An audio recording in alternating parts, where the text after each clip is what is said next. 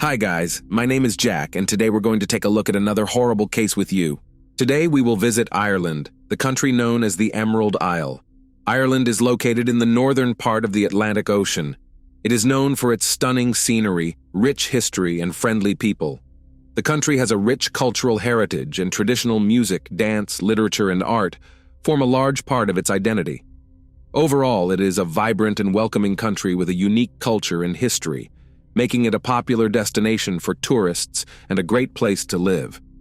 But in our story, the protagonist was not lucky enough to meet with friendliness, and the hospitality of her native country played a fatal role in her fate. On January 12, 2022, Ashling Murphy finished her schoolwork. She drove her red car off the grounds and into the parking lot near the shore of the Grand Canal in Tallamore County, Offaly. She left the parking lot on foot, wearing a dark blue sports jacket, dark blue leggings, a white t-shirt, a gray scarf, blue sneakers, and a pink wool cap with a brown pom-pom. She was wearing an engagement ring and a gold necklace with the name Ashley on it, and a smart watch with an activity tracker connected to her smartphone. On the path to the bridge, Ashley met a girl who was walking with a dog. The dog ran up to Ashley. She petted him, and they exchanged a few words with the dog's owner. Ashley was watching her health and liked to walk briskly in the fresh air. She had walked about 2 miles and was on her way back to the parking lot when, from behind, a strong hand grabbed her neck in a strangling motion and dragged her into a ditch. The canal bank in Cappencourt, known as Fiona's Way, was popular with joggers and hikers. 2 female friends exercising by the canal witnessed the attack. They noticed a mountain bike in the hedge next to the towpath and heard a loud rustling in the ditch below it. Believing someone may have fallen off the bike, one of them shouted, "Are you okay? Do you need help?" The second girl stepped off the sidewalk and peered over the hedge into the ditch. She noticed a man leaning over the woman and holding her by the throat. They saw the legs of the woman lying there, twitching vigorously like scissors. Fear and terror seized the girls. They screamed in the hope of frightening the man, but the screams did not frighten him, but only made him angry. He roared at them like a wild wolf. The girls roused themselves and hurried to get help.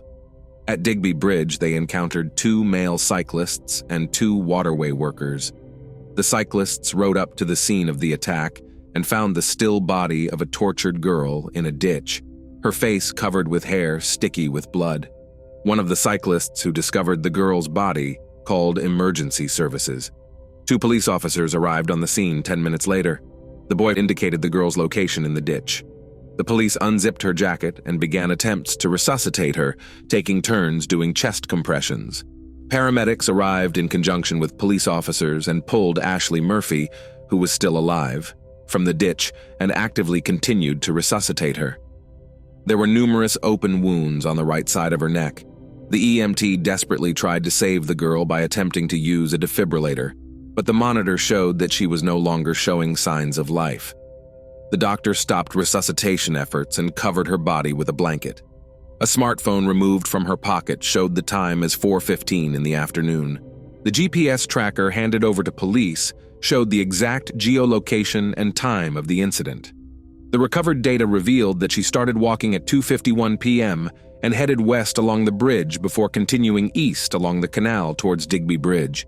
She was last caught on CCTV at 2:55 p.m. After walking about 2 miles, she crossed Digby Bridge at 3:16 in the afternoon and then headed west back towards the parking lot.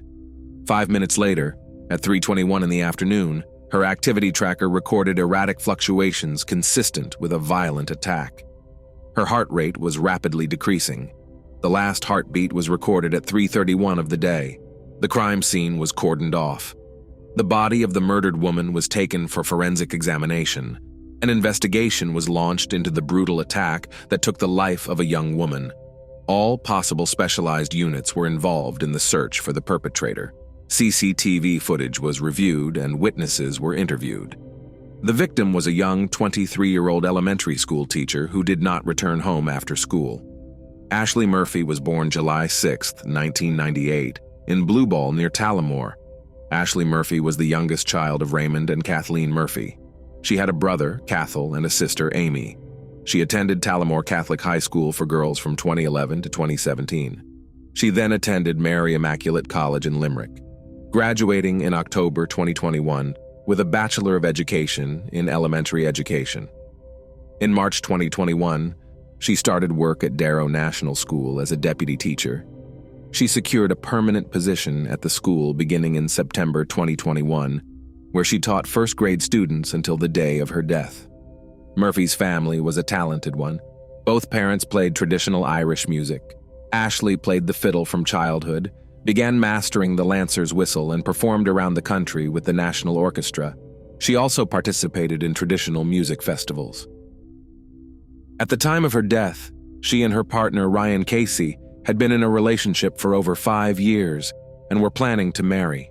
Cathal Murphy arrived at the morgue and identified the dead, tortured girl as his sister Ashling. State pathologist, Dr. Sally Ann Collis, determined that Murphy had been stabbed 11 times in the right side of her neck, which severed her carotid artery and jugular vein and damaged both sides of her vocal cords, rendering her unable to call for help. She died from acute blood loss caused by the severe injuries. As a result of an active search for the perpetrator, police apprehended a 40-year-old man within 2 hours of the incident based on descriptions given by eyewitnesses, but released him the next day and eliminated him from the investigation. The professionalism and observation of the investigators, and the will of chance, helped to quickly get the events of that day piece by piece, and fully assemble them like a jigsaw puzzle into a single picture. So on January 13th, emergency services received a call about a stabbing. Police and paramedics who arrived at the call noticed 3 stab wounds in the abdomen of the victim, which were not fresh and did not bleed. There were also numerous scratches on the man's face and hands. The victim of the fight was Josef Puska. Investigator Gardai, during his interrogation at the hospital, considered him as a potential victim of the incident. According to Josef Puska, he was attacked by 2 men, stating that one of them threw him to the ground and held him down while the other stabbed him. He also claimed that the scratches on his face, head, and hands were caused by being dragged on the ground during the attack. However, Gardai suggested that the scratches that were recorded on Josef's body as a result of the dragging were more consistent with scratches from the dense briar thickets. By obtaining CCTV footage, it was possible to refute Josef Puska's account of his displacement on the day of the attack on the teacher. Suspecting a connection to the Murphy murder investigation, detectives contacted colleagues in Tallamore. A team of investigators led by Gardai devised a plan to obtain a confession about the January 12th incident in Grand Canal. 2 detectives staged an interrogation of Josef Puska, pretending to believe his story about being attacked by 2 men. Josef Puska changed his testimony several times and was confused about time periods. So when questioned, he lost his alibi. With the help of a Slovakian interpreter, investigators said he had been identified by a witness and CCTV cameras recorded him at the scene during the attack on teacher Ashling Murphy. Under pressure, Puska confessed to the crime. At the inquest, the admission that he slashed Murphy's neck revealed details of her death that have not yet been made public. Puska also admitted that he stabbed himself in the abdomen to throw the investigation off track. On January 18th, Puska was released from the hospital and immediately arrested. Gardai took him to the police station where his fingerprints, DNA, and blood samples were taken. After Puska was charged with Ashling Murphy's crime on January 19th, he was publicly identified as 31-year-old Joseph Puska. In 2013, Puska moved to Ireland with his wife and 2 children. Puska and his wife initially lived in North Dublin before moving to Tallamore in 2015. They had 3 other children in Ireland. He was unemployed and receiving Social Security disability benefits. Neither he nor his wife could drive, and he usually traveled by cab, bus, or bicycle. Puska had no previous convictions for violent crimes, although he had been involved in 2 other attacks on women, one in Prague and the other in the UK. As a minor, he was convicted of consensual intimacy with a girl under 15 in Slovakia. He did not know Ashling Murphy before the attack, and had no known motive for the crime. Investigators also found that Joseph had become very active on dating apps in the weeks before the crime and had been in contact with 8 Irish women. Gardaí suggested that he may have attacked Ashling Murphy with intimate intentions and took her life after she fought back. On the day of Joseph's arrest, Ashling Murphy's funeral was held. Her funeral mass was held on January 18, 2022 at St. Brigid's Church, County Offaly. Among those present were the President of Ireland, the Prime Minister, the Minister for Justice, and the Minister for Education. Ashley's former pupils from Darrow National School lined up in a guard of honor outside the church, each holding a picture of her and a red rose. Schools and colleges across the country observed a minute's silence in her memory at 11 a.m. Her sister, Amy, described Ashley as the light of our lives and the heart of the family. Her lover, Ryan Casey, said, "She was my soulmate. She is my soulmate. She will always be my soulmate. She is the greatest love of my life." Ashling Murphy was buried in the Lower Town Cemetery. Joseph Cannon's trial was scheduled for June 6, 2023. The trial was postponed because the prosecution needed additional time to respond to the defense's expert report. The trial began on October 17, 2023, before a jury of 9 men and 3 women presided over by Mr. Justice Tony Hunt. At trial, Pushka pleaded not guilty to the murder of Ashling Murphy. During the trial, the jury heard evidence seized from CCTV and geolocation of Ashley and Pushka's movements on the fateful day. The court heard testimony from several eyewitnesses and was able to establish that Cannon confessed to the crime 2 days after Murphy's death. Forensic evidence was also heard in relation to DNA and fingerprints. The jury was told that Pushka's DNA matched DNA taken from the handlebars of a mountain bike found at the crime scene, while his fingerprints were found on the seat of the bike. In addition, Cannon's DNA matched 1 time out of 14,000 with male DNA found under Murphy's fingernails after she tried to fight off her killer. The prosecution argued that the evidence obtained against Cannon was more than enough to prove and convict. Joseph Cannon's defense argued that in this case, he was an innocent victim who was stabbed 3 times by Ashley's attacker, and he was trying to protect her. Joseph presented to the court how an unknown man wearing a surgical mask stabbed him 3 times in the stomach before killing Ashling Murphy. He claimed he tried to help Murphy deal with her injuries, but then left the scene because he was too scared. He claimed he had no memory of confessing to the crime.